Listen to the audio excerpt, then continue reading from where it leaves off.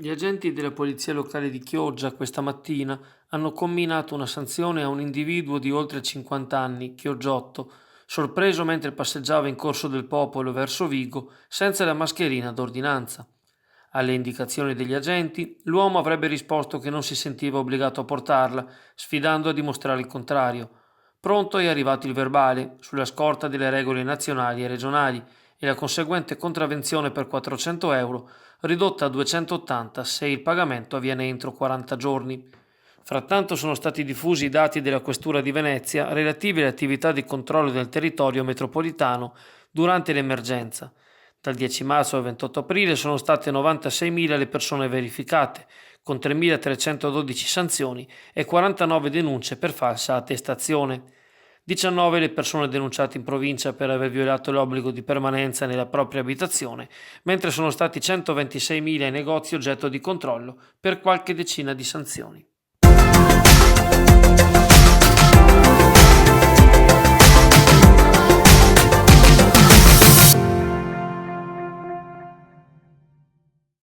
Arriva a mezzogiorno di domenica la svolta tanto attesa da centinaia di piccoli pescatori e marinai da diporto della Laguna Veneta.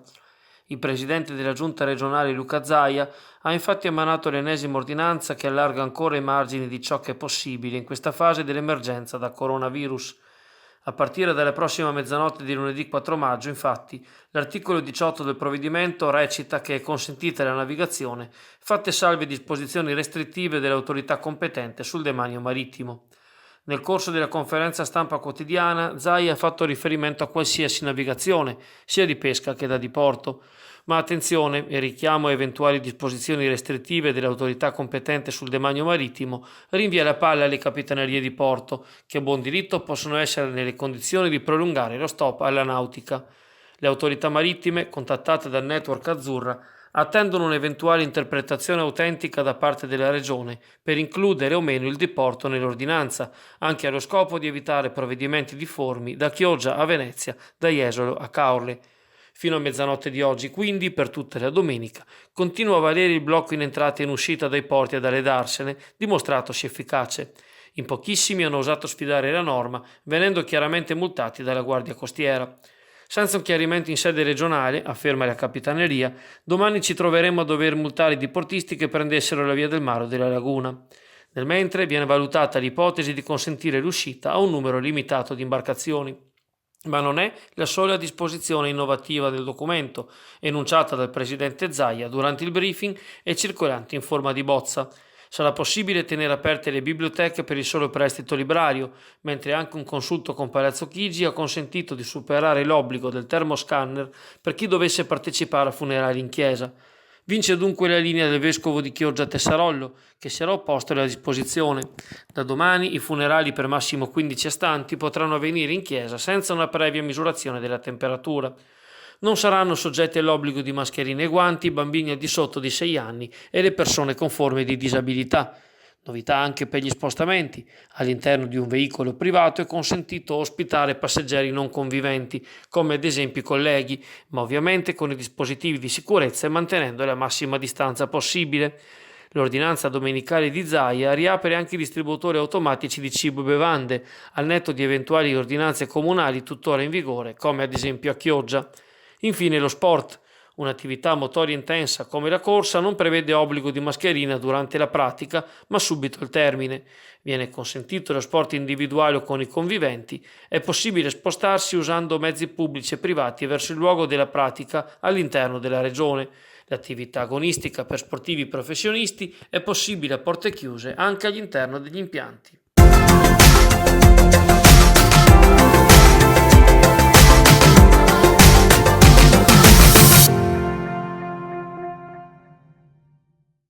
Il sindaco Alessandro Ferro, in un video pubblicato ieri dalla pagina Facebook del comune di Chioggia, ha annunciato da domani, lunedì 4 maggio, la riapertura delle piste ciclopedonali, quindi anche dell'anello che costeggia la laguna dell'Usenzo. Permarrà l'obbligo di indossare mascherine e guanti, oltre al rispetto del metro di distanza. Per quanto riguarda i parchi pubblici, saranno riaperti solo quelli che non presentano all'interno giostre per bambini, in quanto l'accesso alle aree ludiche è ancora vietato da un'ordinanza regionale. Ci stiamo comunque attrezzando per poterle riaprire in sicurezza, garantisce Ferro. Disco rosso invece per la diga e le spiagge di Sottomarina Isola Verde. Ho meditato a lungo, confessa il primo cittadino, concludendo che è ancora prematuro, almeno fino al 14 maggio non ci sono ancora le condizioni ottimali, tenendo conto che gli stessi stabilimenti balneari non sono ancora pronti e la situazione può sfuggire di mano. Novità invece per i parcheggi comunali. Il sindaco proroga l'ordinanza che ne prevede la gratuità fino a venerdì 8 maggio compreso, mentre torneranno al pagamento da sabato 9. Ho notato un utilizzo improprio degli stalli, ha detto Ferro, occupati anche per lungo tempo e non per fare la spesa. Pertanto istituiremo le prime 2 ore al prezzo simbolico di 10 o 20 centesimi per poi tornare alle tariffe consuete. Capitolo mercati. L'assessorato al commercio e la Coldiretti stanno mettendo a punto il protocollo per poter riaprire in condizioni ottimali il Farmer Market in Campo Carnoni a Sottomarina, che probabilmente cambierà giorno rispetto al sabato. Quanto al mercato settimanale del giovedì in Corso del Popolo a Chioggia, il popolare Sioba, saranno abilitati solo 20 dei 206 banchi, ovvero coloro che vendono fiori, abbigliamento e calzature per bambini, generi alimentari. I banchi residui verranno dislocati in 2 aree del corso distinte oppure traslati altrove. Infine il dato sanitario. Il territorio clodiense presenta 0 nuovi casi di positività, 67 persone positive al Covid dopo il tampone, 7 pazienti ricoverati, 31 cittadini negativi ma in isolamento domiciliare per essere entrati in contatto con coloro che sono stati infetti. Il sindaco Ferro porge le sue condoglianze ai familiari dei 30 deceduti, un numero pesante e significativo che la comunità paga anche per essere stata tra le prime a fare i conti con l'emergenza.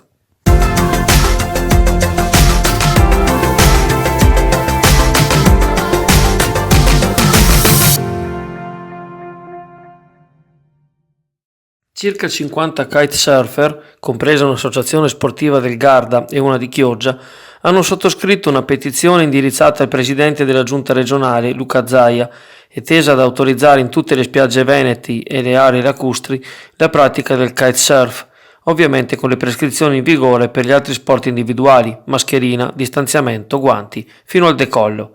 A farsene portavoce è Gianluca Romito, ingegnere di Este e appassionato del mare di Sottomarina, dove trascorre il tempo libero quando può. Questo litorale è un punto di riferimento nel nord-est per la pratica di sport velici, dice l'ingegner Romito in videoconferenza a Chioggia Azzurra, e già ospita durante l'anno molti sportivi provenienti da altre regioni e dall'estero, allungando la stagione turistica grazie alla Bora. Romito è stato sollecitato dai kiter della zona, delusi dalla decisione del sindaco Ferro di tenere ancora chiusa la spiaggia e la diga. Abbiamo consegnato alle autorità uno studio del Politecnico di Torino inviato al CONI che dichiara il kite sport sicuro assieme agli altri sport d'acqua. Il rischio è zero, dato che le distanze fra noi sono molto superiori ai 2 metri e un leggero allentamento del lockdown è quindi auspicabile. Da sempre, sottolineano i firmatari, i surfisti hanno molta attenzione al tema della sicurezza in mare sulla spiaggia. È la stessa disciplina specifica a insegnarlo. A Zaia chiediamo che imponga ai comuni costieri di riservare una zona di transito attraverso la spiaggia, conclude Gianluca Romito, per raggiungere il mare, e alle amministrazioni locali di dar credito alle associazioni che si adoperano per l'organizzazione. Non serve tantissimo spazio per cambiarsi, parcheggiare i kite e arrivare in acqua, anzi l'area serve anche a distanziarci dai bagnanti. Ci dia fiducia, Presidente, la comunità dei kiter sa essere molto responsabile e sa rispettare le regole. Il kite ci aiuta a tornare a vivere.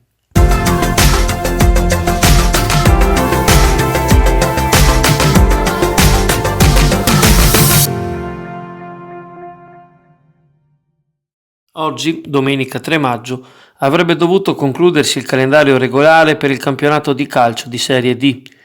Tutto invece è cristallizzato all'ultima partita effettivamente giocata lo scorso 16 febbraio, quando l'Union Clodiense sbancò lo stadio di San Martino di Lupari, portandosi a 7 punti dalla capolista Campodarsego. Ancora niente è dato sapere riguardo l'eventuale prosieguo della stagione, tranne che le attività sono senza dubbio sospese almeno fino al 18 maggio. Forse i giocatori torneranno a potersi allenare con tutte le protezioni, ovvero con tutte le difficoltà dei dispositivi individuali, come stabilisce l'ordinanza odierna del presidente della giunta regionale Zaia. Tanti in questo periodo sono tornati a casa delle rispettive famiglie nei vari angoli d'Italia. Ma se questa è la realtà, niente vieta di tornare col pensiero a quella domenica di febbraio, quando l'euforia dei giocatori e tifosi e i concomitanti risultati favorevoli lasciavano immaginare che la rincorsa alla vetta fosse possibile. E chissà cosa sarebbe accaduto di lì in avanti alla squadra granata allenata da Mario Vitadello. Con 11 partite a disposizione, proprio oggi si sarebbe potuto suggellare il sogno indicibile di un'intera città. Questa mattina ci saremmo svegliati contando i minuti che separavano l'uscita di casa per recarsi allo stadio Ballarin, la tensione alle stelle per il match contro il Feltre, la speranza di esultare per un gol di Ferretti, un'invenzione di Marangon, una scivolata del capitano Alberto, con un occhio al telefono per i risultati dagli altri campi che avrebbero potuto regalare il paradiso alla laguna. Ma invece è solo l'ennesima calda domenica senza il pallone che rotola nei cori degli ultra. Resta solo la speranza di ricominciare al più presto, non importa in quale stagione meteorologica, e magari con l'impianto rimesso a nuovo, curve comprese, affinché il sogno di tutti diventi realtà.